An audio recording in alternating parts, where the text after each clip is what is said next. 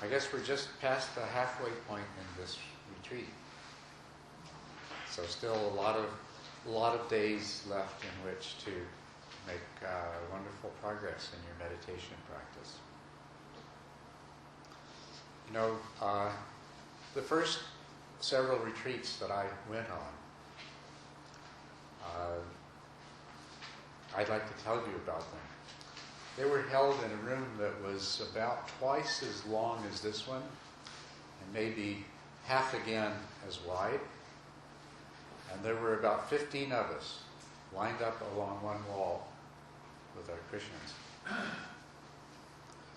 And we slept and meditated in the same room.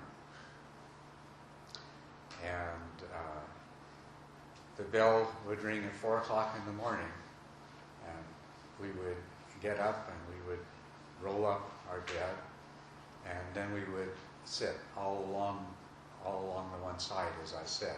At night when we went to sleep, every second person would go to the opposite side of the room and roll out their bed so that we weren't sleeping on top of each other. But during the day, we were all in one line on one side of the room. And so we would sit for an hour, and then the bell would ring, and then we would walk for an hour. We would stand up and walk to the opposite wall and turn around and walk back. And walk to the opposite wall and turn around and walk back. And the bell would ring, and we would sit for another hour. And then during one of the morning walks, it was actually the second morning walk, the bell would ring, and that would mean that it was time to eat. So we'd be walking, and the bell would ring, and we'd all get on that side of the room, and then we'd go out the door. There was a hallway, down a hallway, and into the room where the meals were served. The entire retreat was in absolute total silence and in complete slow motion. There were 3 bathrooms, and everybody moved very, very slowly. And well, I didn't mention when the bell rang in the morning, actually, we didn't sit right away. First, there was a period where everyone was allowed to walk to the bathroom. And so everyone moved very slowly, so they took a little while. And there was a line outside the bathroom. And of course, if by the time the bell rang, you had to be considerate of the people behind you. Otherwise, the last person in line or the last couple of people in line for the bathroom might not get to go. So, but everything was done very, very mindfully and very slowly. With the eating, when the time came to eat, we'd line up and wait patiently in line one after another with our plates, standing as one person after another, very slowly and mindfully took their food and put it on their plate. And mindfully took some more and put it on their plate. Mindfully and carefully set down the spoon, and mindfully and carefully reached over and took a piece of bread, and mindfully and carefully placed it on their plate. And when they were done, they would move ahead a few steps, and you'd have your chance to do that. And then we sat and we mindfully ate together. And when you were finished eating, you stood in line behind whoever else was already at the sink, and you washed your bowl and you put it away. And then you either went to line up behind one of the bathrooms, or you went to do a chore, or you went back to the meditation hall and either sat or walked. And there was almost no sound at all, because even when somebody opened and closed the bathroom door, it was done so slowly and mindfully that just the faintest click, just the faintest little bump when the door closed. You learned a lot of patience. The only time that anyone spoke, and the only words that anybody heard, were the few words in the meditation interviews. There was no Dharma talks. Because these were intensive retreats. And the idea was to do absolutely nothing to disturb the quality of a person's concentration from actually 24 hours a day. I started to say from the time you woke up till the time you went to sleep. But the instructions actually were to be mindful 24 hours a day. To be mindful going to sleep, to be mindful waking up. We were supposed to try to be able, if we were asked, to say, did you go to sleep on an in-breath or an out-breath last night? Did you wake up on an in-breath or an out-breath? And so the idea was to try to be sufficiently mindful that hopefully you would eventually be able to answer that question if you were ever asked. So the quality of concentration in a meditation retreat like that is very deep. But it's also it's very difficult too. You all sleep in the same room, and so some people are snoring, some people are laying awake all night, some people are tossing and turning one side to the other, you know. The interesting thing is after a few days, everybody kind of settles in. Of course, you meditate till midnight and the bell rings to wake up at 4 o'clock. So in that time that there is to sleep, after a while you learn to fall asleep pretty quickly. And after a while, that was waking up at 4 o'clock got to be not quite so bad. But of course, there was a tendency for people to sometimes doze off when meditating. But the instruction was that if the person beside you began to snore, your responsibility wasn't an option. Your responsibility was to mindfully and carefully extend your arm, tap them on the shoulder, and then bring your arm back. Every time you heard somebody beside you snore, and it's like doze off, you did that. Not just for your own sake, it was for the sake of that person and for the sake of everybody else in the room. So it was a very strict way of meditating. And I have to admit that my first experience of it, I thought this was excessive. That I didn't really see why it needed to be so strict. But then in later years, as meditation started getting more popular in North America, I started attending retreats at other places, and indeed they became much more relaxed, doing things like getting up at 5 or 6 in the morning and going to sleep at 9 or 10 at night. And actually having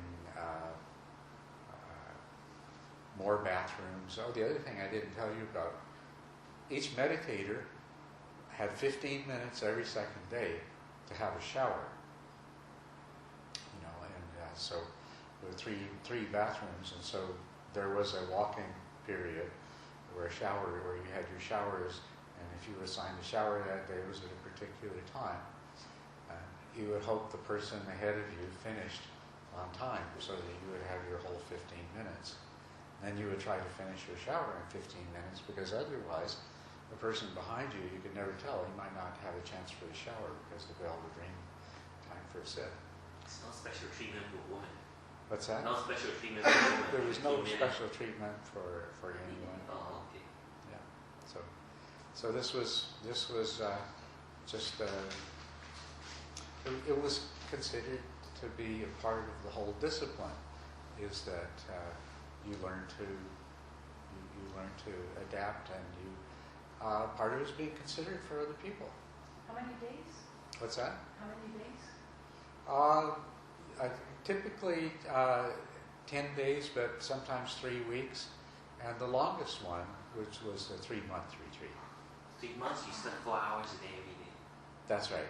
Yeah. Wow. So it was adequate sleep. Well, people would adapt to it. My personal opinion is that that's not a good thing. That's not enough time for people to get adequate rest. But what was really good about those meditations was the absolute silence and everything happened in slow motion. When you were eating, there wasn't all this clink, clink, clank, clank of knives and forks and spoons and dishes and cups and things like that. Hardly a sound. Every now and then a crunch through a piece of celery or something like that, but almost complete silence. Absolutely no talking, not even the Dharma talks. And the reason for that is that any talking, including Dharma talks like this disrupts your concentration. It disrupts your quality of meditation. It's like you spend the whole day going 2 steps forward, and now you're going to spend an hour going 1 step back. So that's why they didn't do Dharma talks. Yes? Were people happy at the end, or were they quite miserable at the end? People were happy in the end. It was very common for people to bail out in the first few days. I see. Okay. Yeah. Not for the beginners or the And beginner. usually, if you made it to the third day, 4th day for sure, you would make it to the end of the retreat and be very happy. But not everyone could do it. And the first few days are the hardest. The first few days, it's most difficult to sleep. And the first few days, it's most difficult to stay awake during the day. The first few days, you're arguing in your mind about this is stupid. What kind of idiot set this thing up? There must be a sadist. There's no point in this. Why did I get myself into this? This was a big mistake. I should have been smarter than this. So where's spoiled? And actually, in the first 3 days, I would say typically for most meditators, except for the more experienced ones, there was a lot of time spent thinking of what is the best excuse I can come up with to explain why I have to leave. Really. Well, as I say, that was the very first meditation that I went to, and it was done in a very strict tradition that came from Southeast Asia, from the Thai forest tradition. Wow. They're that tough. I thought the Burmese are that tough. Thai too. Yeah, well, there is a tougher tradition.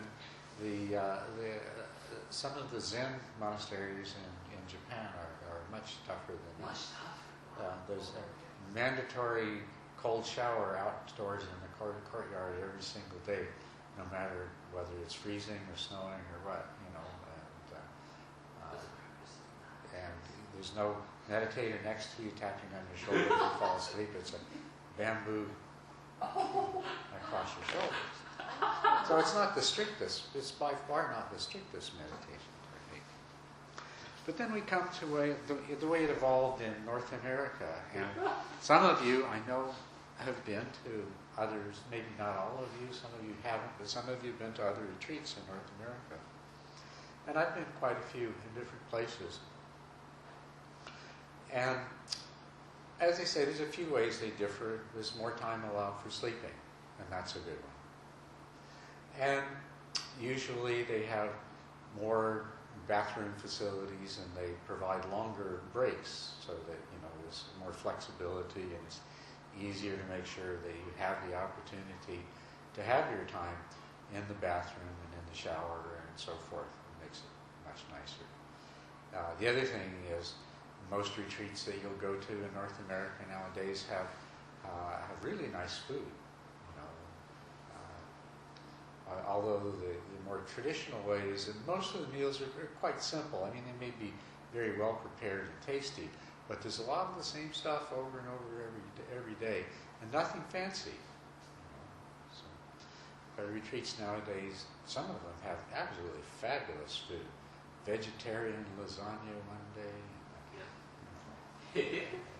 all kinds of things day after day. Well, you've been to some of these retreats. How did you talk yourself to stay? What's that? How did you talk yourself into staying in that first retreat? Because I had, like a really tough retreat. My first one was really, really tough, but it was nowhere near as tough as what you described. Well, it's hard to say. But I did. I mean, for whatever reason, a mixture of things, pride, and it had been something that I really wanted to do for a long time, and this was my opportunity, and the idea that I wasn't up to it, you know. Pride may not always be a good thing, but sometimes it Yeah. serves the purpose. But anyway, back to most retreats that you might go to in North America. The one thing that I found, and I'm not saying that I've been to every retreat from every group in the country, because I haven't. I'd love to, but I haven't by any means. But pretty well all the retreats that I've gone to, the thing that they had in common with the retreat that, with the first retreats that I did, was absolute silence. When silence began, at the beginning of the retreat, you didn't speak. If you whispered to somebody else, well, it's unthinkable, you know. And as a matter of fact, I don't know what it's like for somebody who's never been to other retreats to go to a retreat, because, you know, they must be really surprised with that temptation to, you know, and then have everybody around turn around and look at them like, my God, what planet are you from? And if they do that, they don't do it again. I mean, the typical thing when I go on a retreat, because the only time I've spoken, and the opportunity I've had to speak, is in meditation interviews, is that my vocal cords swell up and feel thick. So if I start to say something, I have to clear my throat, because I'm not used to using those vocal cords. And that silence is very important. How deep you can go and how much progress you can make in your practice by being completely undisturbed in that space, in that enclosed space of the five aggregates, not being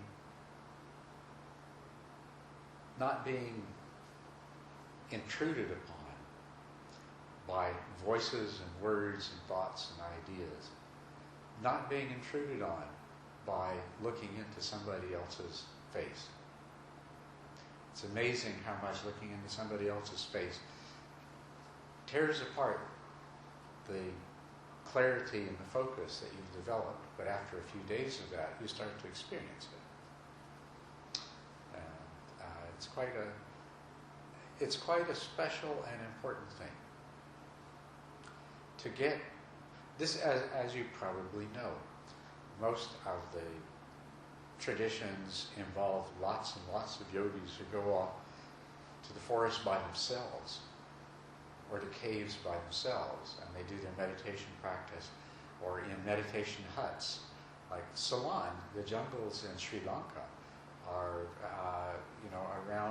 around each of the monasteries, there's all these little meditation huts that the monks and the nuns go to live in and practice in, you know, and they're a long way from the next hut, you know, definitely not shouting distance, sometimes a couple of miles away.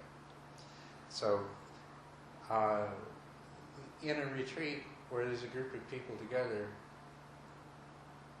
the ideal is to see if you can make it as close to being in a cave in the mountains by yourself, or in a hut in the jungle of Sri Lanka or Thailand by yourself. Or, well, actually in Thailand they didn't even bother with the huts. Apparently most of the forest tradition monks outside of the rainy seasons would just find a tree that provided adequate protection, and that would be their place where they would meditate. So, but it's that complete withdrawal from all of these other things that pull us constantly into our ordinary way of thinking and our ordinary way of being and the ordinary functioning of the mind. Because that's what we're trying to get beyond. It is, if on the one hand we have the ordinary person with an ordinary mind functioning in the ordinary way it does, and on the other hand we have an awakened person with an awakened mind, it's a very different thing. And what's keeping us from being awakened is that we are entrapped and entangled and buried and smothered and tied up and fettered by all of the ordinary ways of thinking and doing and being. And so to get from there to here, to get from the ordinary state of mind to the awakened state of mind. That's what we need to get through, and that's what we need to get beyond. So it's really important to remove ourselves from all the sources of those things that are going to pull us back into the ordinary state of becoming, the ordinary state of attachment, becoming, opinions, liking, disliking, everything else. So now when you're first beginning to meditate, it may not be obvious how important and valuable that is. As you're first beginning to meditate, the time you spend on the cushion is a period where there's this just relentless flow of ideas and distractions, and you're constantly just bringing yourself back. And so it doesn't seem that different than ordinary life, because it's not that different from ordinary life. Ordinary life is filled with this. It's like a river running in flood of constant sensations and stimulations and distractions and thoughts and words and everything else. And that is precisely the problem. And so when we come to meditate, we're trying to calm the mind down. We're trying to get to a place of clarity and focus. And if we're going to see beyond all of this, we have to, the calm has to become as deep as we can make it. The clarity has to become as refined and sharp and clear as we can make it. And we have to train our minds to become very focused. And so this is why the silence and the slowness are important, but so is the continuous mindfulness. That's the part that I think I stress to you most. The problem with speaking and hearing someone else speak is that it disrupts your mindful awareness. It's only a very, very skilled person. It's only a person that is either awakened or close to awakened who can really maintain strong mindfulness in the presence of conversation, in the presence of verbal interactions between human beings. So it really disrupts mindfulness. And the goal of a deep meditation retreat is to have continuous, uninterrupted mindfulness, that you have a high level of clear, intentional awareness of everything you do, everything you think, everything you feel, every thought that arises, every craving, every aversion, every mental state, every bit of annoyance or impatience or restlessness, that you're clearly there, able to be with it. Every ache, every pain, every itch, every experience of a full bladder waiting for a bill, everything, that you are totally, completely present in a continuous way. And that's why I say every time it's interrupted, you've taken a step back. Every time you jump up and run across the room, your mindfulness is started to go every which direction. You may gather it back together again a few minutes later. But if you don't just, if it isn't just running across the room, if it's the whole next half hour and all of the different things you do, if they're all done mindlessly, then you've lost so much of what you developed over the preceding hours. So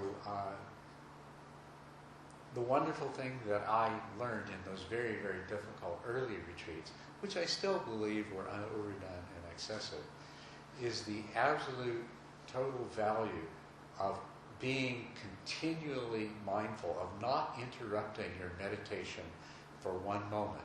You meditate sitting down, and then you meditate standing up, and then you meditate in the process of sitting down, you meditate sitting down, you meditate in the process of standing up, you meditate while walking, you meditate while opening doors, you meditate while eating, you meditate while urinating, you meditate while putting clothes on or taking clothes off, You meditate while brushing teeth. You meditate while bathing.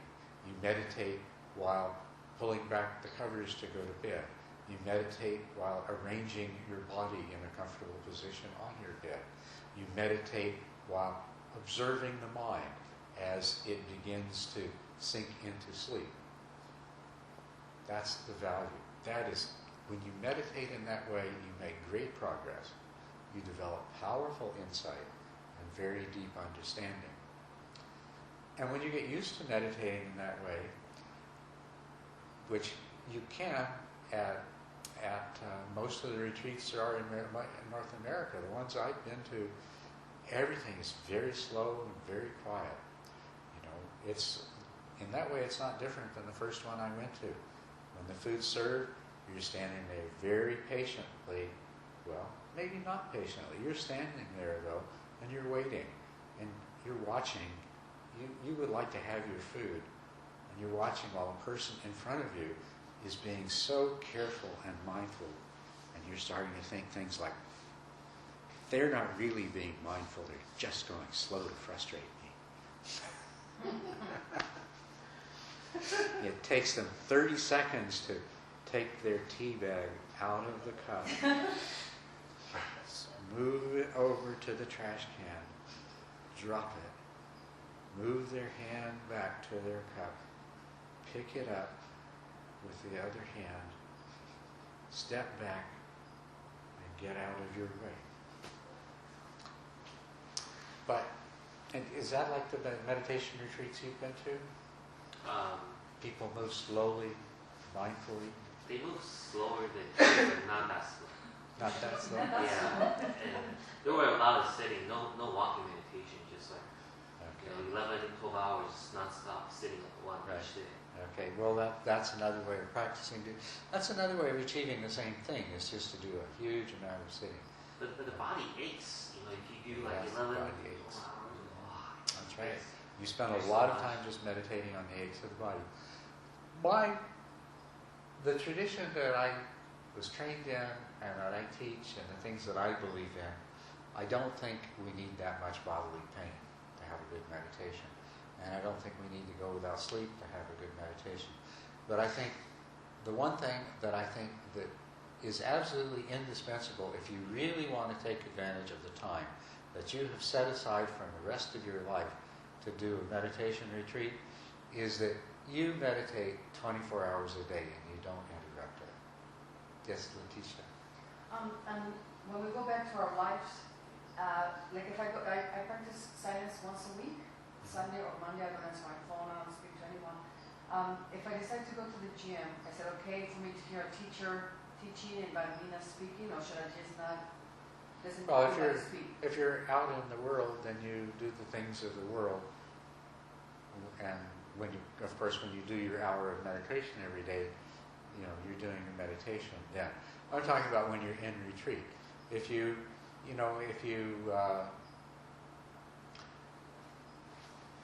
And let's talk about the rest of this retreat, because this is an opportunity. I would like you to discover how deep you can go if you don't interrupt your meditation. If you just continue with your meditation uninterruptedly. And of course the difficult part will be is that I have arranged for these interviews. Those interviews are going to tend to disrupt your meditation. And these Dharma talks are going to disrupt your meditation. But we've already made that a part of the retreat. So what I would suggest that you do, see, this is the thing, when I go to retreats, everybody nowadays has Dharma talks in the evenings on retreats. And so I do too. But my experience on retreat is when I get deep into my practice,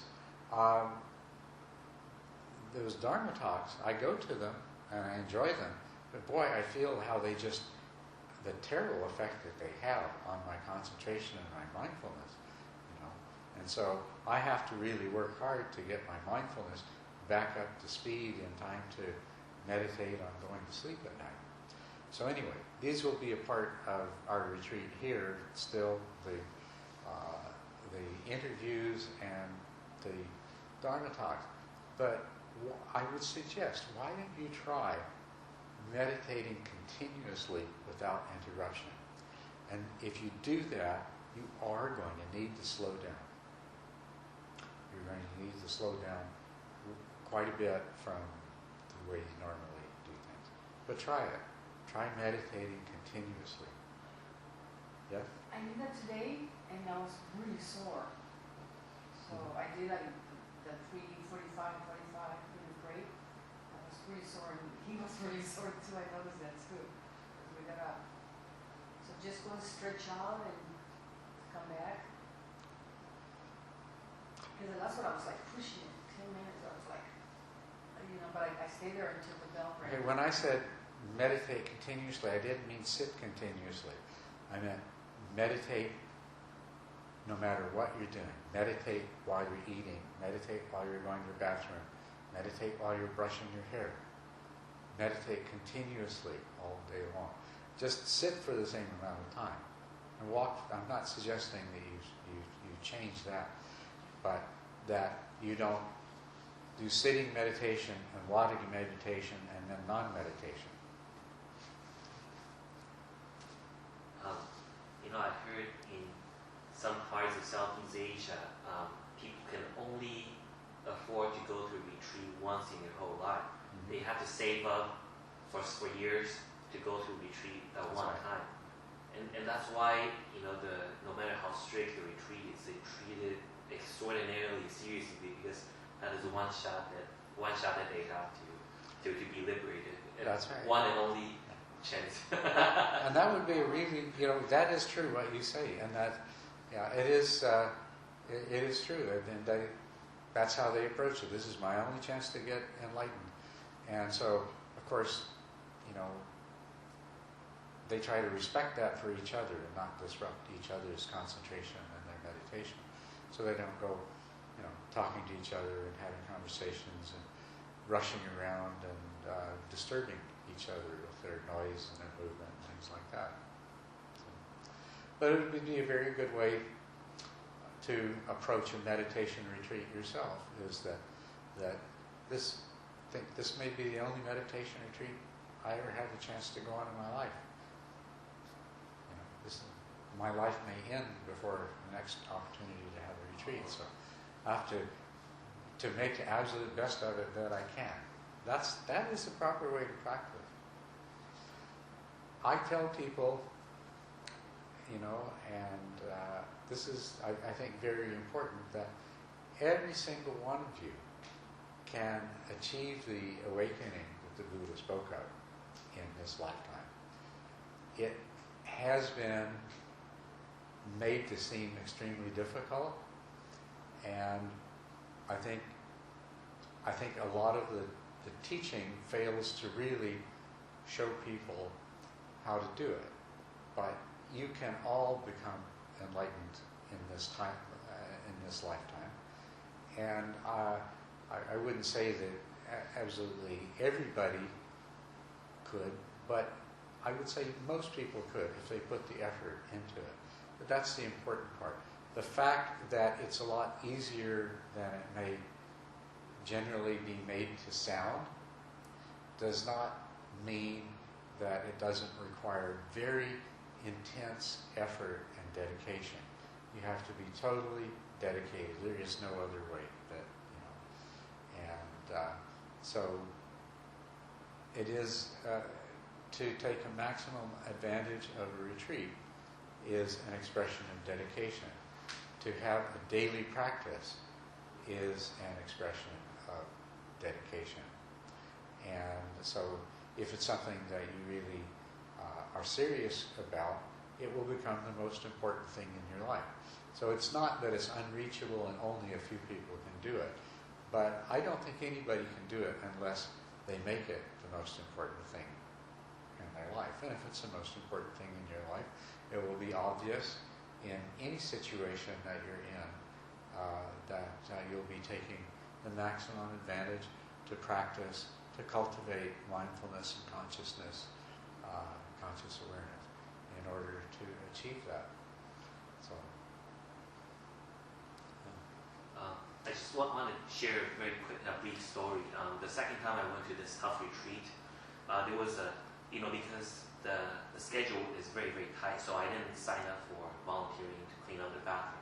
So this old, very, very old person, very frail and skinny person, because hardly anybody signed up, so he signed up practically every single day to clean up the bathroom.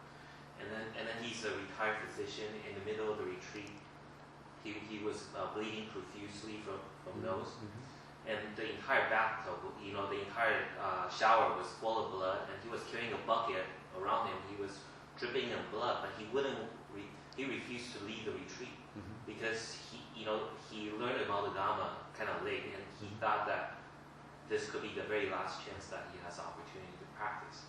And then, I told him, I'll drive you to the hospital, that you're coming back, but they have a rule over there. Once left, you cannot come back.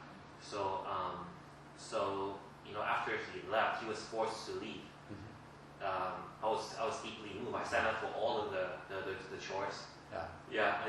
And I worked really, really hard. And then he's an extremely inspirational person for me. And he's a retired physician. He had a good life, good material life, but he's old and frail. Yeah. Yes, Sophie. In my thinking, no matter what we are doing, in the present moment, no thought, no emotion, and slow down and pay attention what you're doing is mindfulness. That's correct, except that there will be thoughts. You can't help that, and there will be emotions. But what you do is you're not going to entertain those thoughts. You're not going to attach to those emotions. When the thoughts and the emotions come, you mindfully observe them. You just observe them until they go away. You don't think your thoughts or get caught by your thoughts or start getting into the content. And likewise with your emotions, you don't identify with them and start having the thoughts that those emotions come. But what you're saying is absolutely true, except that there will be thoughts and there will be emotions, because you can't keep that from happening. But you can be mindful of them when they do. Yeah. And I think we don't need to slow motion on purpose. You don't need to, yes. And that's a good point. It's not going slow just for the sake of going slow. It's going slow enough that you can be fully mindfully aware. But the pace that people usually move is much too fast to be fully mindfully aware, unless you're already a very, very skilled practitioner. So there's a need to slow down, but it's not to slow down just for the sake of slowing down. It's slowing down enough to be mindfully aware. Sometimes that will be more slow, and sometimes that will be less slow. But you know yourself how slow you need to be in order to be fully aware of what you're doing. Should I quit doing the garden every time we have our break?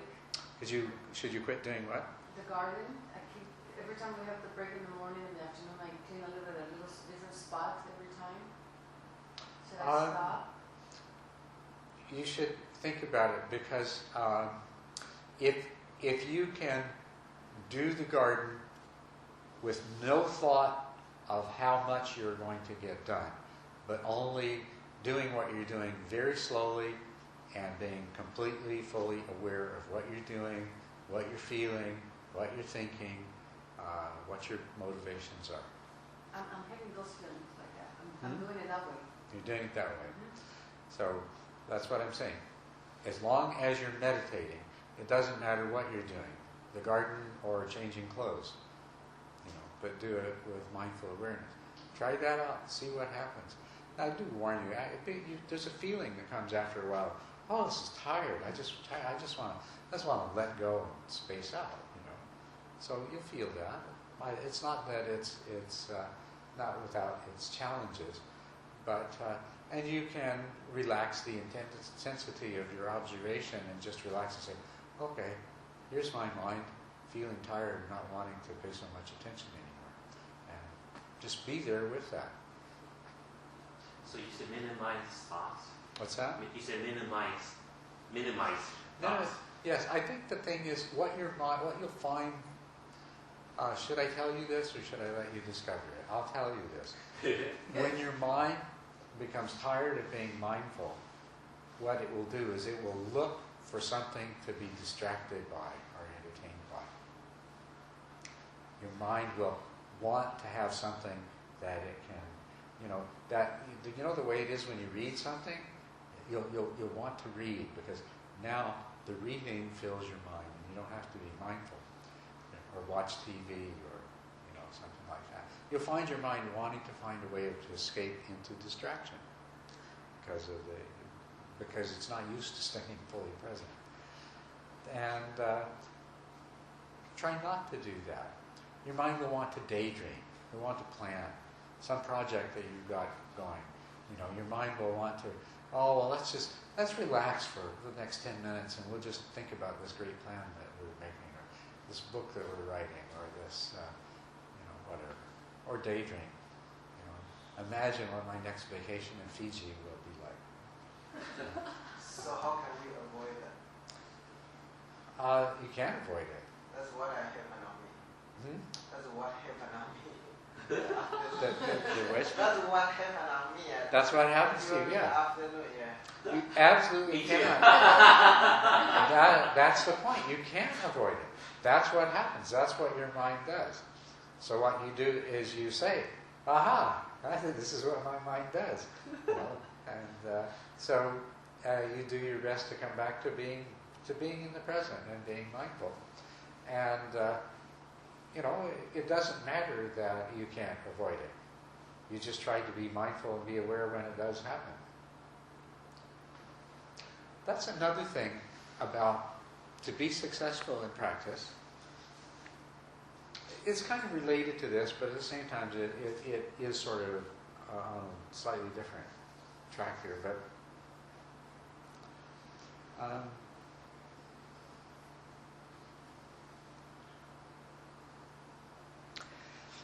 it's very easy. The ordinary mind of the ordinary person, remember, is always driven by dissatisfaction and becoming, and always has goals. And so we tend to think in that way. And so we start meditating and we think, okay, I'm meditating so that I'll become concentrated. And then you start thinking, well, this silly way of meditating that this teacher is teaching me, I can make my mind stay still. I know a better way to make my mind stay still. And you come up with this way, and you're so proud of yourself because you've made your mind stay still. You've made your mind stay. You found something that your mind wants to stay on and stays on much easier. Oh, great! So there I am. I'm a great meditator. And this is the. But you know what? It's not really so much about getting to the place where your mind stays on the object, or it's not so much about accomplishing that. It's about getting to that place. So meditators will do this, and it happens all the time. And I hear the things people tell me that they've found this way of meditating, and it really works for them. Their mind, they don't have a problem with mind wandering at all anymore. And what they don't understand is, what good is that? Great, there's this one thing that you can do, and your mind won't wander away from it. But have you trained your mind to stay wherever you want it to be? No. All you've done is found one thing that your mind will latch onto by itself, and it's easy to stay with that. And that's not what the objective is. The objective is to train your mind to get to that place. And the other thing is that meditators will, in the same process, they won't realize that it's not just the training of the mind, because people will sometimes come up with ideas of better ways to train the mind. But that's not good enough either, because the important thing is what you learn in the process. You say, one part of your mind says, Well, I'm going to attend to the sensations of my breath. And then something completely different happens. That's a lesson. All the different things that happen, they're all lessons. They're all lessons about the nature of the mind. They're all lessons about the nature of the ordinary mind that stand in the way of you achieving the state of the awakened mind. So you may have heard, it's not the destination, it's the journey. Well, becoming single-pointed is a really valuable thing to accomplish. But if somebody could magically make you single-pointed, you would have lost the whole journey. The journey is the important part of it. So that's another thing to keep in mind. Don't resist what happens along the way. And don't become fixated on the goal. I need to get to uninterrupted continuity of attention. It's I need to learn everything that I can learn about my mind on the way to uninterrupted continuity of attention. And when you get there, it's not I need to get to single-pointedness as soon as I can. It's I need to discover what does it take to cause a human mind to be single-pointed, and what is the difference between a single-pointed mind and the ordinary mind? Because if you got there, you still wouldn't necessarily know the difference. You might know what it felt like to be single-pointed, but you wouldn't really understand what is the difference between a mind that can become single-pointed and one that can't. How the mind has changed. So that's another thing to keep in mind. And then there's one other thing as well, too, which I was reminded of by what I just told you. And there, so often, people go to a meditation teacher and they get the meditation teacher's instruction, and then they find some other way to do it that they like better. They don't follow the instructions, and if you think about that, so if you go to the doctor and you get the doctor's advice, and then you go home and think, well, I think I have a better way to do this. I'll make up my own medicine, it will work better. Or, you've got some other problem and you go to an expert, a computer expert or a plumber or whatever it is. You get the expert's advice, and then you go back and say, well, I think it'll work better if I hook the hot water and the cold water directly together. Or if I, did something like this. And in meditation practice, you'll be most successful the more capable you are of trying to follow your teacher's instructions exactly. And if you go to a different teacher, follow that instructions exactly.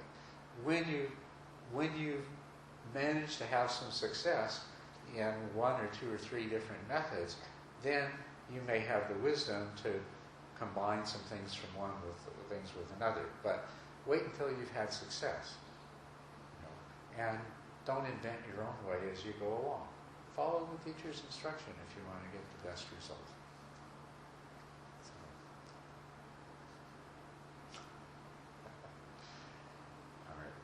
This is not what I said I was going to talk about tonight at all. But It's extremely important.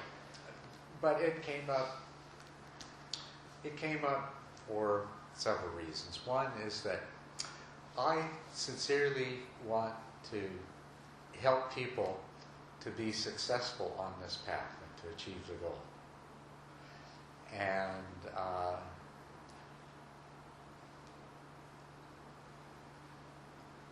I also sincerely want to discover what is the best and most effective way for people to be successful.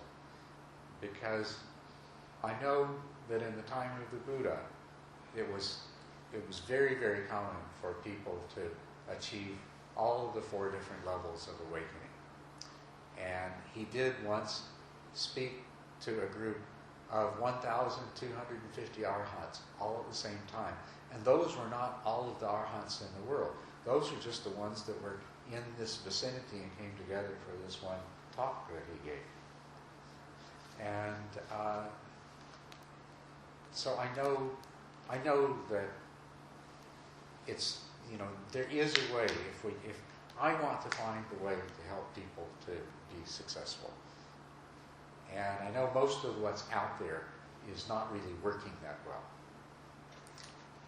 Yes. Are there accounts of how hard people cultivate to achieve arahatship in Buddha states? Because Are there which? they're like what you described, there were droves of Yes. arahats within probably walking Mhm. distance, and these people they probably practice way harder than us Americans. I know for sure that they practice diligently. Extremely diligent. I know for sure that they practice diligently. I don't know if harder is the right word, Oh, but okay. they definitely practice diligently. But the other thing is that I know there's a lot of North Americans that have been going to retreats for many, many years, and some of them with a daily practice, and they're not successful. So it requires something else than just that. So. And another question, just out of curiosity, what are arahats doing in Dharma talks? They already know what they need to know. Because once you're an arahat, what else is there to talk about? Let's see other arahats. Well, See old friend. Yeah. but anyway, I was explaining why I got to this, wanted to talk about this night. So, I've done this series of retreats over the last year. It's been, this is 1 year since we led the first retreat here. And and I look to see how successful I am, what works, what hasn't worked, what kind of teachings work. And what I have seen is that I've helped a lot of people to be very successful in developing a lot of skill in their meditation. But I have seen that there are ways in which my approach to things has failed, not succeeded. Maybe there's a better way to say this. There hasn't been the level of success that I think is possible. And so, I'm reflecting, okay, what needs to be different? What can be different? And the things that I have noticed is, first of all, these retreats are a special opportunity. And the maximum benefit hasn't been obtained from them. Because people come to this retreat and they go for naps and they go for walks and they go out and make phone calls and they go shopping and they have conversations with each other and they read books and they go out and sit on the rocks and sing and they do all kinds of things that they enjoy and are wonderful. But what I know is that to the degree that people do these things, those things are standing in the way of them achieving the kind of success that I'm hoping for them. Maybe they're getting everything that they had hoped for. But I'm hoping for more. And the other thing that I have noticed is that whereas some people are, they follow the instructions exactly and they get really good results, but not everybody does. And that some people, always want to try doing things a bit their own way. And so I've been thinking about what is, how much of this is a problem and how much of this is okay? How much of this would be better off changing and how much to leave the same? I do believe, I look at the retreats that I've been at and the retreats that are taught by other teachers, places like Spirit Rock, and some of the teachers that come to Shambhala Meditation Center, things like that. And I know that their retreats have been, in some ways, more strict than these we've had here. And I think there's a benefit from that. And I would really like you to discover how much benefit there is in the next 4.5 days of following a very strict practice with the goal being that you never, no matter what you're doing, you never interrupt your meditation. I mean, by now, I hope you understand by now what it means to meditate no matter what you're doing. To meditate means that your mind's not going wherever you want it to, and that you are fully aware of what's happening in the present moment and what you're doing. There is directed and sustained attention, and there is mindful awareness. And so I'd like to ask you, please, if you're willing to, all of you hopefully, but at least any of you who are willing to, try practicing in that way for the rest of the retreat. And let's see how effective it is. And yes, it will be difficult. It does become tiring after a while. And yes, your mind will wander off and get into daydreams. And your mind will find all kinds of ways to take a break. And that's all right. I'm not saying that shouldn't happen, because I know it will happen. I'm just saying that you hold the intention to practice, and that you not deliberately decide to slack off. If your mind slacks off and you're not quick enough to catch it, until half an hour later, you shouldn't blame yourself for that. I don't blame you for that. You didn't decide to do it. It wasn't deliberate. I can't point to the self inside you and say that self inside you is to blame for doing that. But if you decide to take the time off and goof off and give yourself a break and just do something more fun, then that's what I'm asking you not to do. Not to decide to slack off. Instead, keep that intention that you're going to practice seriously all of the time. And the other thing that I'd like to ask is that for the rest of the retreat, try to be rigorous in following the meditation instructions that I've given you.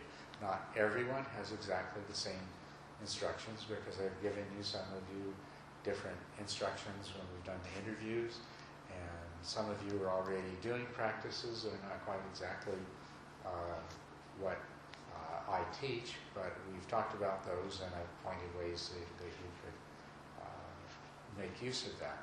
So these two things, though. Absolute silence. Try not to disrupt anybody else, because everybody else is going to be meditating, is going to be trying to meditate 24 hours a day, at least as far as you know. So you assume that they're trying to be totally concentrated all the time, no matter where they are and what they're doing. And then, as much as possible, try to actually do the meditation practice to the best of your understanding of how you're supposed to be able to do it. Okay? That's all I'm asking. And then, if you do that, then you can let me know if you feel like it makes a big difference. Yes. I have tried like sign language when I need to communicate with someone. Mm-hmm. And I was communicating with Neil, and he didn't understand what I was saying. When the food man was here, I was going like. Yeah. Well, the point is, really, there should be no communication, not by sign language, not even by mental telepathy. No imposition on somebody's completely private internal space, okay? That's the idea. Now, one of the shortcomings is the place that we're in. We have no staff at all, only meditators and myself and Nancy. So there's no staff here. And the other thing is that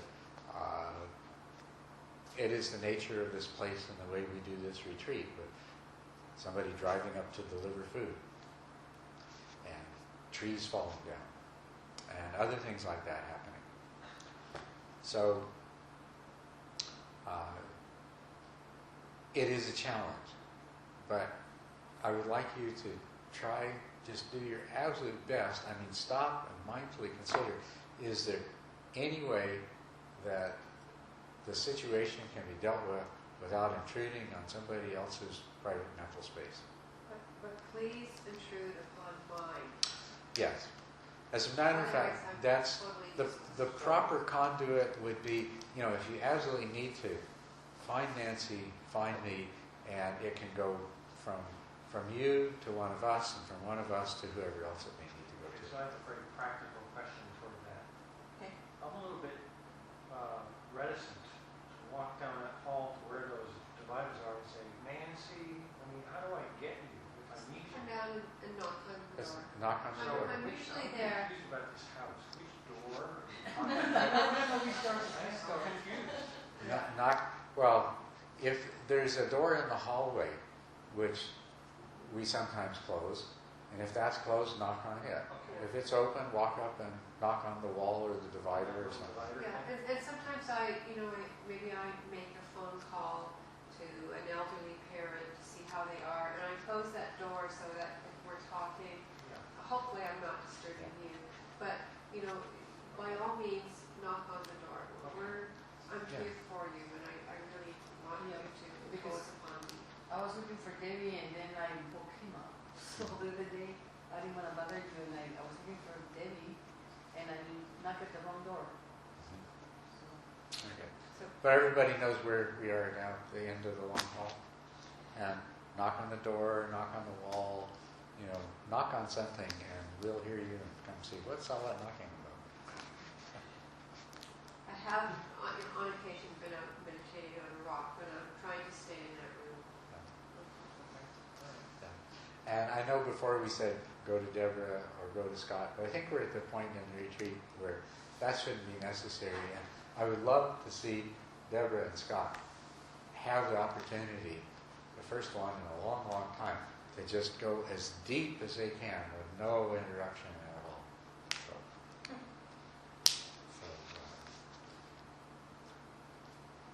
Nancy and I will be the conduits for whatever information first. Now all kinds of things I may have happen to to go them. water Deborah and stuff, but I'll make that, Okay. Okay.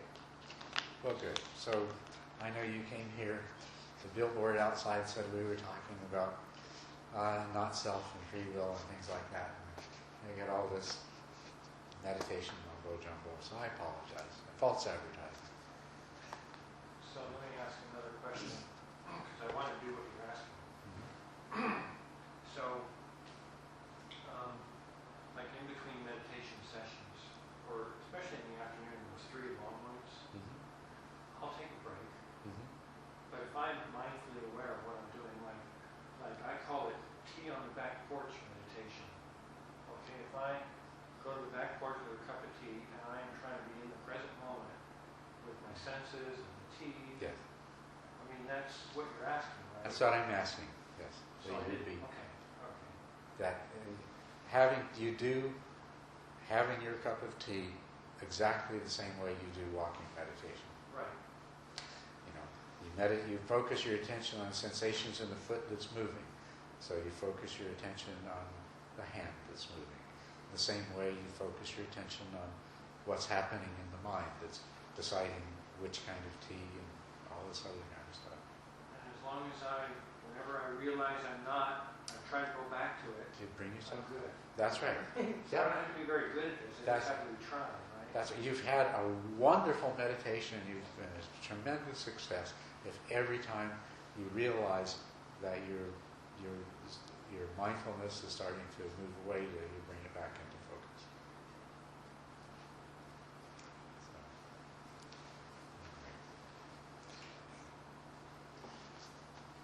any other questions about this? Well, good. I really hope you're going to have the rest of this retreat might just really take off like a rocket. Who can guess how many arahats will leave on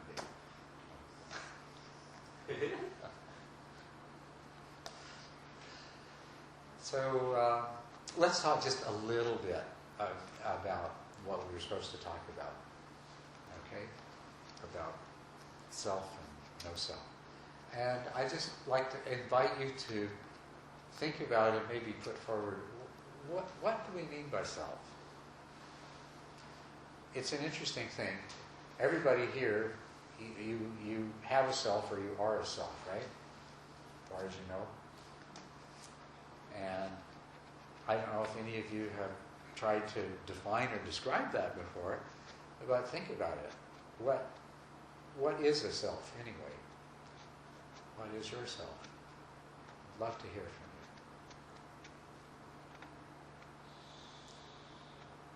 I'll take a shot. Yeah. I think my self is that that I'll use the word person.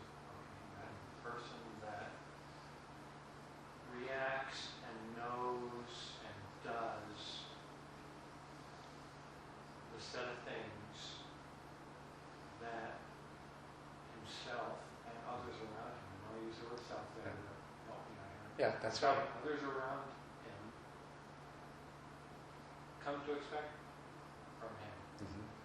So this sequence or this sort of pattern of behaviors and actions and ways of thinking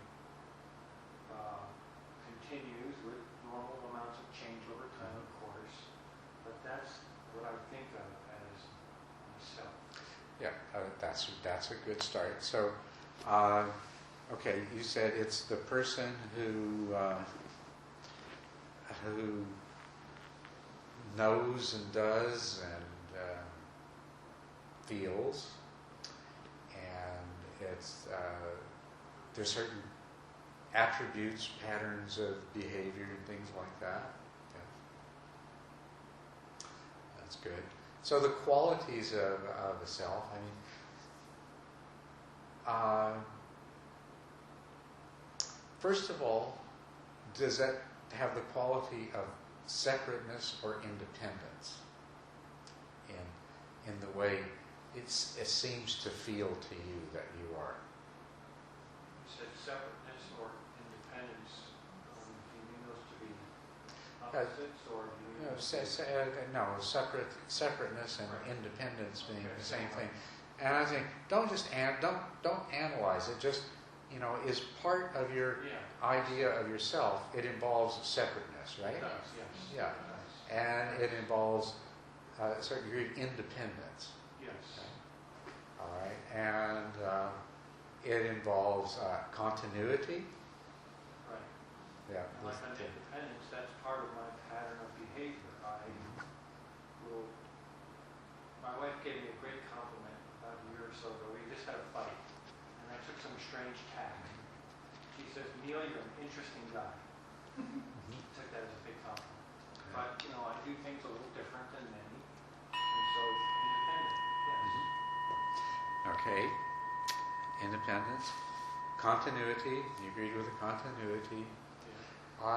And what about oneness, unity, singularity? Me within, Yes. Are you a self? yes. Yes. There's unity in that self, Yes. right? Yes. Okay. So yes, these are qualities that we just sort of naturally feel that are part of whatever our self is. Whenever we find it, we're going to expect it to be one thing, not many. We're going to expect it to be continuous, not coming into existence and disappearing arbitrarily. And it definitely is, in somehow, there's a boundary that separates this self from what is not self. And also that by virtue of that boundary, this self has a certain quality of independence and identifiability and recognizability, so that you can easily identify and recognize what is self from what is not self. Right? Okay, so do these make sense to you?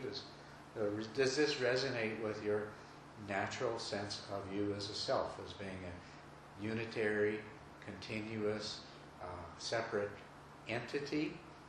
And does the idea of an entity, does that resonate? That whatever it is that I am, it's an entity. It's a kind of object. It is a thing. Right? Anybody have any other comments, things to add to that? The way I see myself at this point, I feel like I'm not here for myself anymore. I'm here to serve others.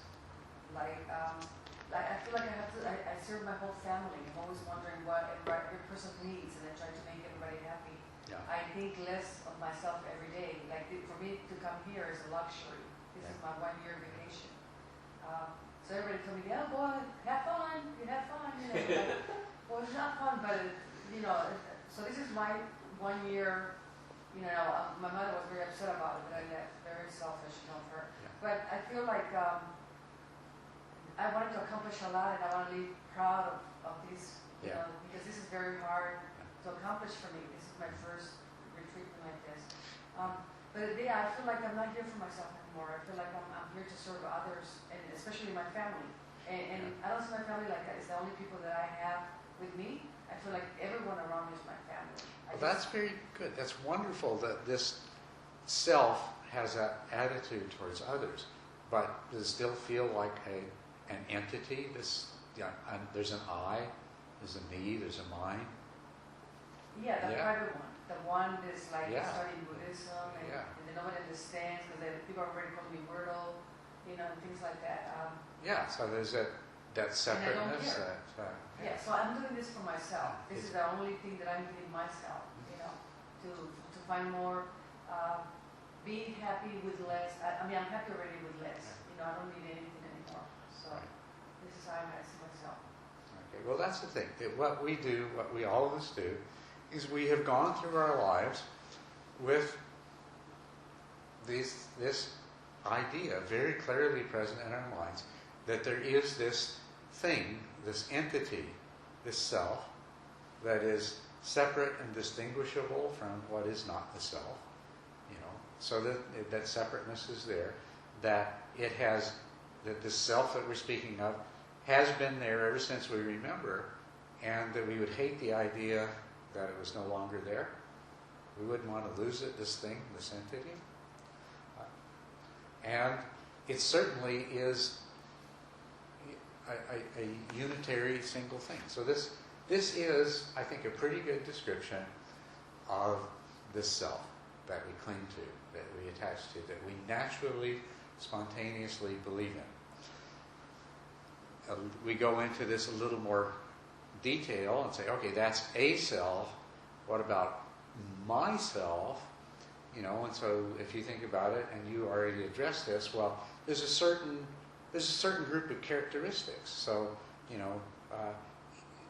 yourself, your personality, it has a particular nature, and that's what makes it different than other selves.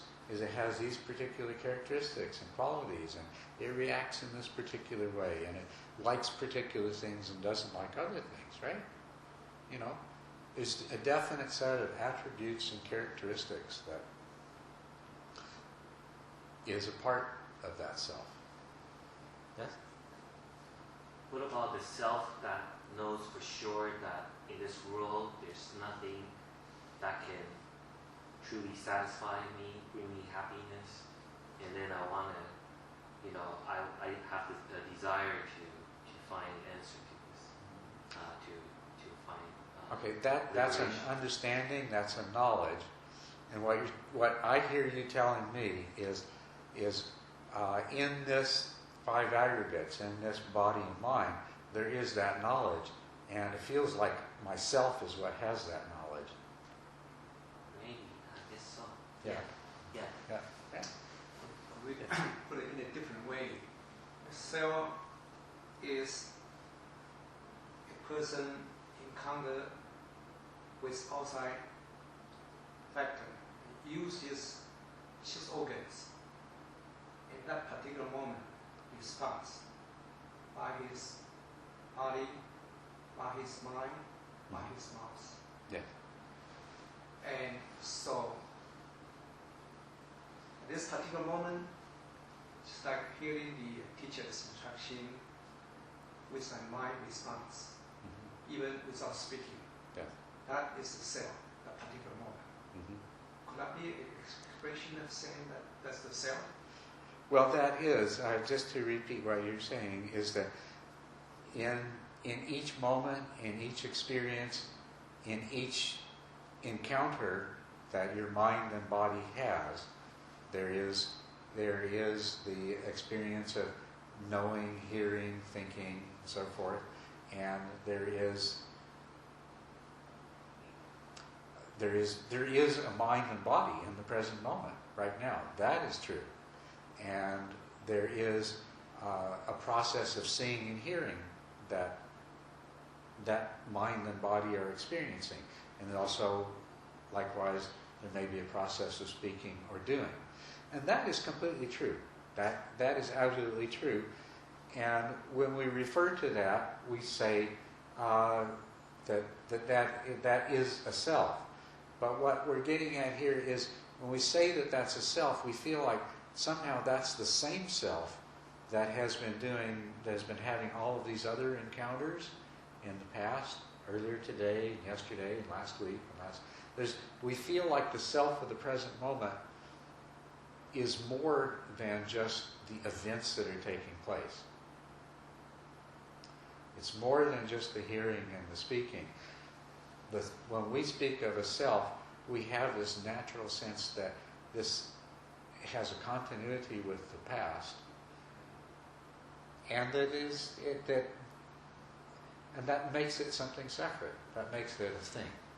So now, where I want to go with this, and what I want you to think about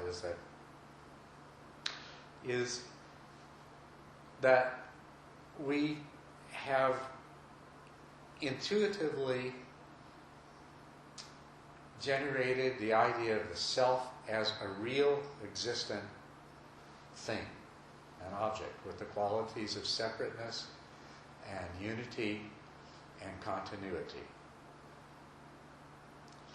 And at a deep level, we believe in the existence of that self, even though we may not have thought deeply about it. And that entity has a certain godlike stature within these 5 aggregates. Because these 5 aggregates has been passing through time, experiencing dissatisfaction and suffering, being compelled by craving, and always being in a state of becoming, in devotion to that idea of a self. Right? You see what I'm saying? There has behind all of this is this idea of a self, that all of this stuff has been done for, and that is protected and cherished. It's like a god, right? But now we're saying, okay, let's see if we can find this God, this ego God. Let's see if we can find the ego God, pin it down, look at it, see how big it is, where it lives, what it looks like, what color it is, what shape it is. Let's see. Is this ego God? Does it really exist? So that's what our pursuit will be. So are you bringing up the concept, self is the continuity from the past, present, and future? This, In the kind. yes, this is one of the things that we just naturally assume, right? We naturally assume that when we speak of ourself, that there is this continuity, that we've always been the same self.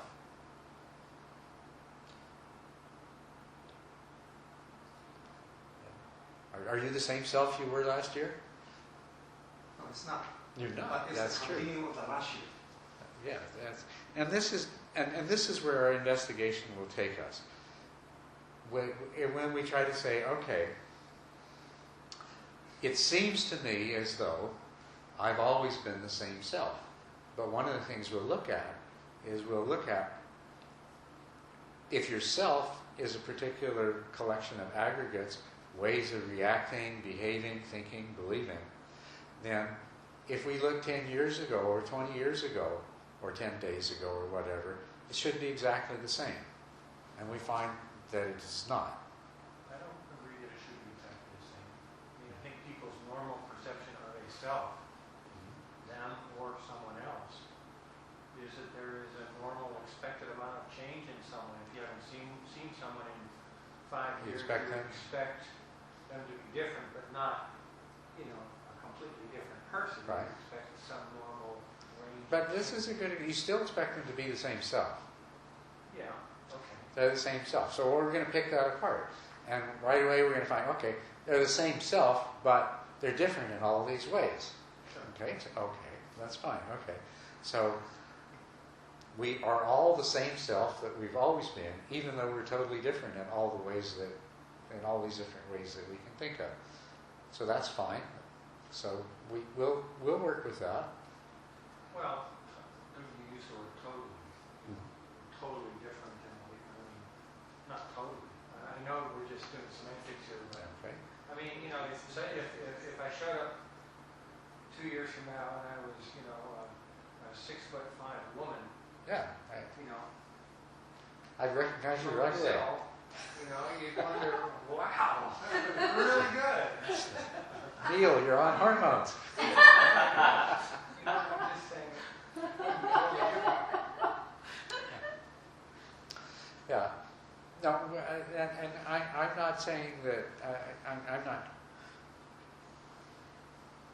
Don't try to take this a place that's not going. I'm just saying that there are, in the idea of sameness, as soon as we start looking at sameness, we find that we have to start making qualifications. Right. Okay?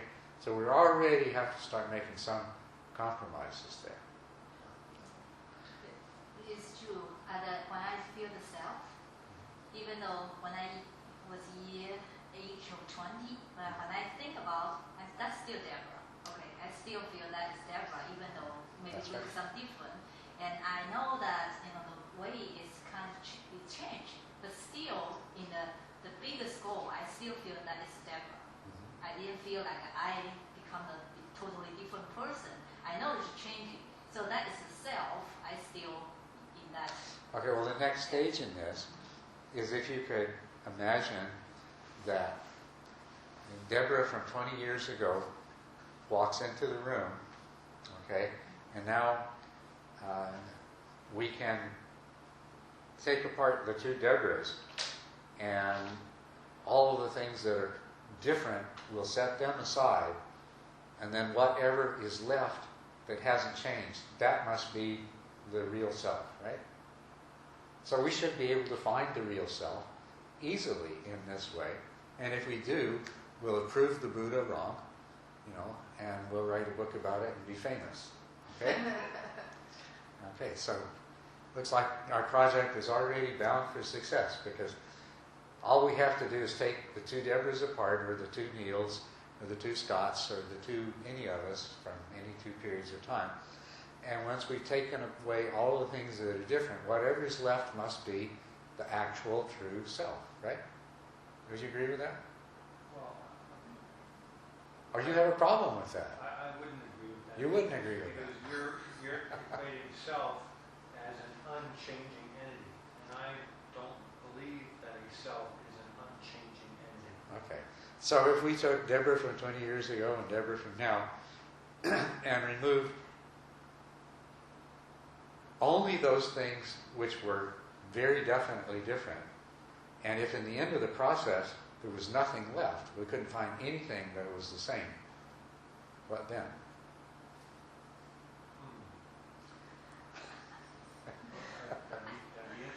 That would be interesting. Yeah. Well, there might be. If you did this, you might say, well, there is one thing that's the same. That the Deborah from now can remember her birthday when she was 10 years old, and the Deborah from 20 years ago also could remember the birthday from. So you could find things like that were the same. So maybe you could say, okay, the memories that both share, maybe that's what's both the same. Huh? Yes. Okay.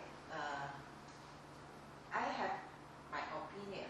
Mm-hmm. I talk to you and you check if it's right. Mm-hmm. Okay? Yes.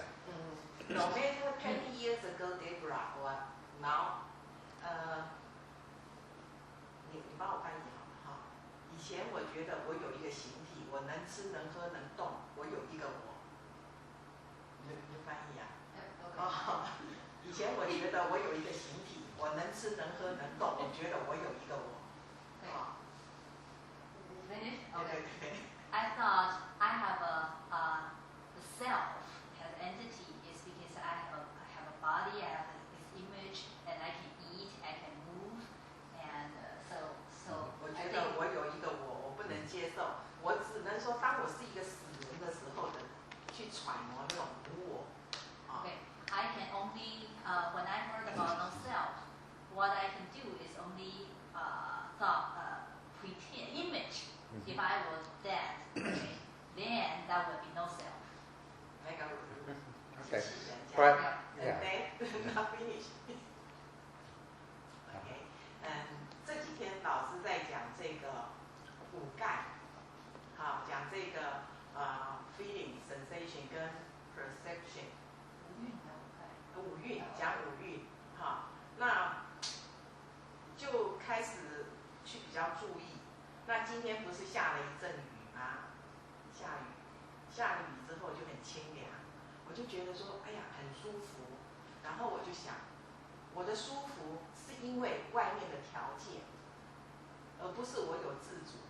所以我就发觉，我们很多的情绪、很多的思想、很多的环境，都是因为外来的因素。所以事实上呢，我们只是有一个形体而已，我们真的不算有一个我。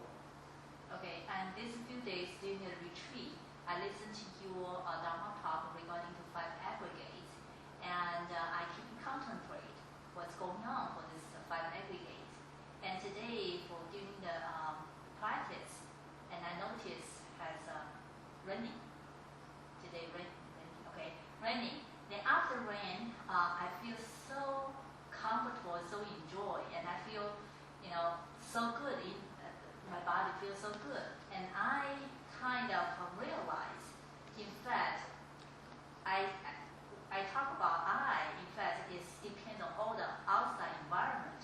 It's not really I can make decision or I can make of that. It's all the outside things affect my feeling. So I realize this is no self.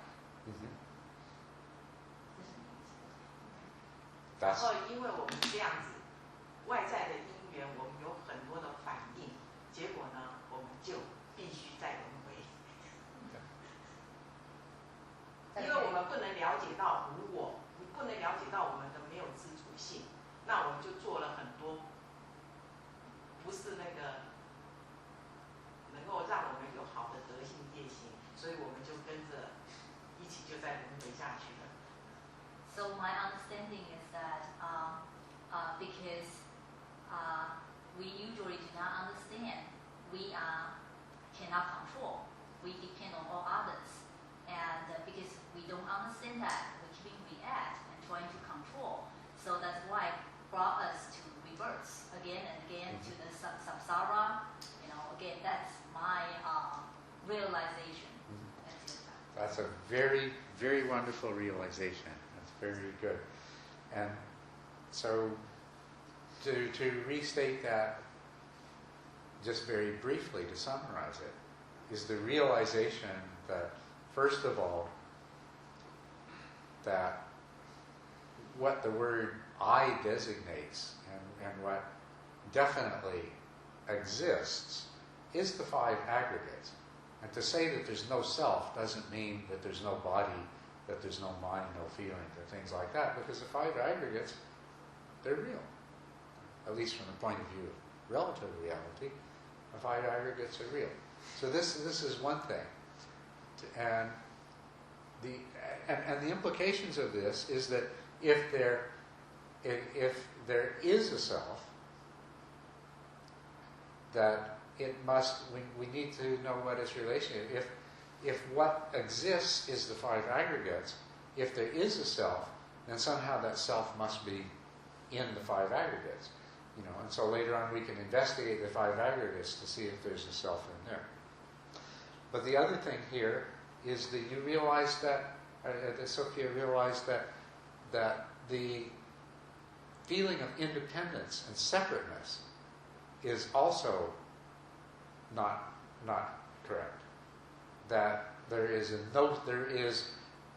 no self aspect because there is no independence and separateness that you can point to the aggregates and say they have this quality of being independent and separate, because they're not.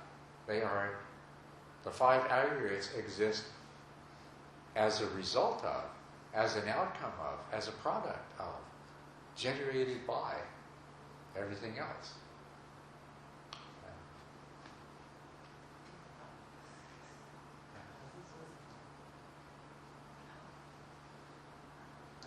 So you didn't follow all of what I said, so Yeah.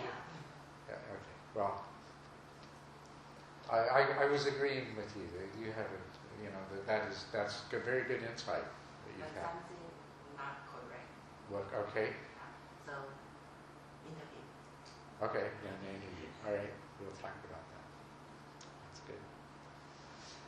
To go back to the 2 Debras, though, we can do this kind of analysis, and look for the things that are the same over time, and try to find if we can find a basis of continuity in the 2 Debras. But do you see where that would lead? That analysis, if we can't find anything that is the same in the 2 Debras, and yet, so that would mean the continuous self must be somewhere else, and we have to look for it someplace else entirely. Right? The Debra of the past and the Debra of the present.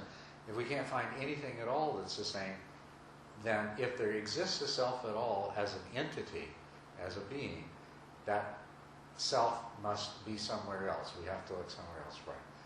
Or, if we take away everything that is different, and we are only left with what's the same, which might, for example, be memories from before that age, right? We still have. Then, once again, either we're going to look at those and say, that is the self. Or we're going to say, well, no, those are nice things that are shared, but they're not the self we're looking for. And so once again, we have to look for the self somewhere else.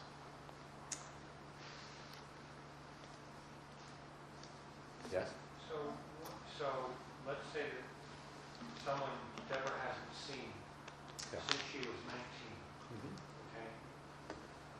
And then she sees this person tomorrow, and she recognizes them, and they don't recognize her. Right. And she says, I'm Deborah. Remember from college? We had English together. Yes. And they said, oh yeah, Deborah, Right, how yeah. are you? Because even though, quote, everything has changed because we all change, there's still some similarity in the voice and the face and the height and the fact that Deborah hugged them, all those things are enough that would make them remember. Right. So good. So if we can find that person, they'll be able to identify the self of Deborah for us, right? well, I'm trying to point out, I did a bad job of it, that even though those physical things have changed, but they haven't changed enough so that the combination of them all together still was enough for that person to agree that it's Deborah. Okay. So it's how much of it changed, not Right. just having changed. Okay.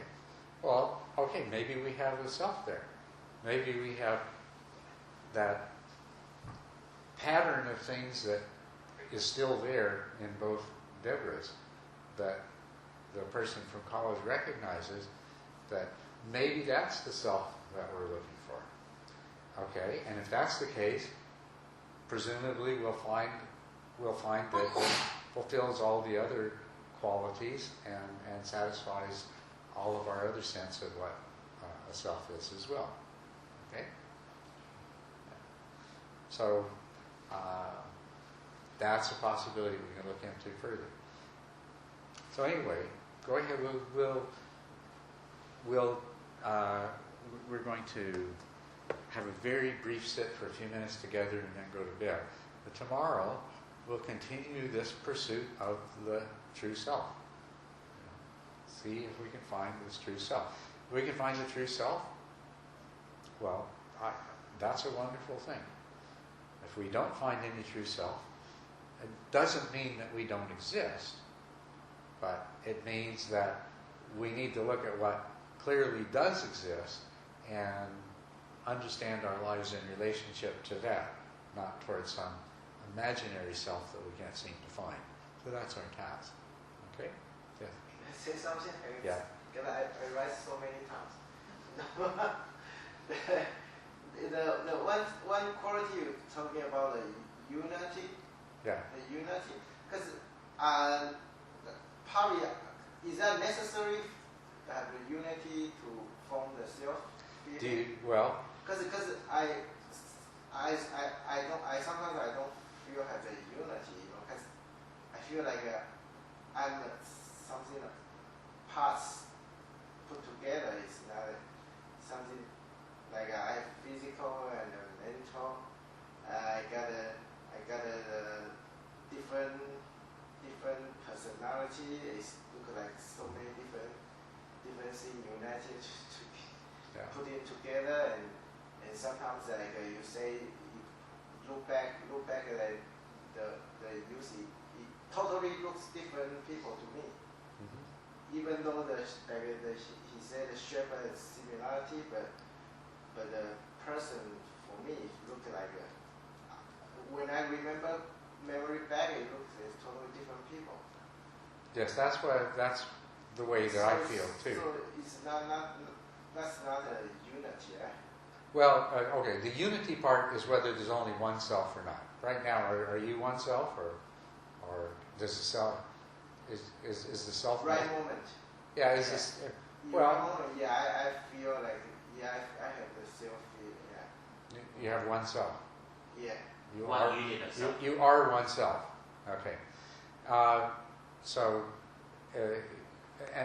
If the idea of what we think our self is one thing, then we say that unity is a part of it. But the continuity of the self, my feeling is if the 20-year-old version of me walked in here right now, boy, I don't know. I could that'd be that's a totally different person. Yeah, that's what I'm... It's a totally different person. So, and so that's why, and the example of the two Deborahs, maybe in some people we could find more continuity. In other people we'll find less continuity. That's the continuity aspect. The unity aspect is that there's only one of you. And the thing is that... But sometimes I feel not only one. I have... Well, it sounds... Yeah. Many, This is... How come this one, if you're doing something, like how come this one come out to do it? Oh, this committee of people in the mind. Not the other one come out to do it. I feel the same way. Well, okay, well, I'll tell you where this goes, is that you look for the unity, and when we do look for unity, we're going to find it's not there. So we're going to say, okay, maybe you don't have to have unity. We'll cross that off the list of characteristics of what a self is. But if we cross off all the characteristics of what a self is, then we've come to the same point. The self doesn't exist if we, either that or we need to think of some other characteristics that we didn't think of earlier. We need to figure out what this self is that we go through our life believing we are.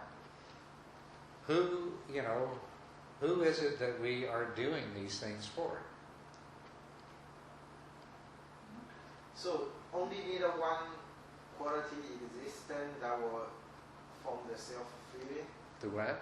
I mean, the self-feeling only need one quality to have the self-feeling? We could, if we can define the self in terms of only one quality, and we find that quality holds, that quality withstands our analysis, that's fine. And we've got a self.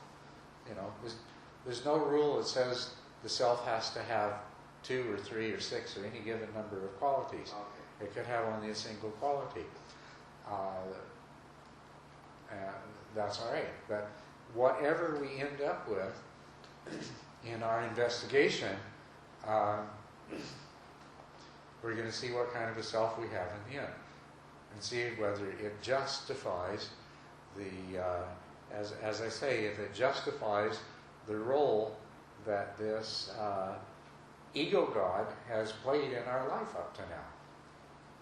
Because remember, that's what we're after is, you know, there is this ego God that we have been cherishing and serving and devoted to, and who has basically been in charge of everything, and to blame for what's wrong, right? So we have this ego God that we're blaming and holding responsible for, and also doing everything for. We've got to see what this really is, and so decide what we're going to do about it. What about ego gods? Because there's always a committee of there's always a committee inside the mind.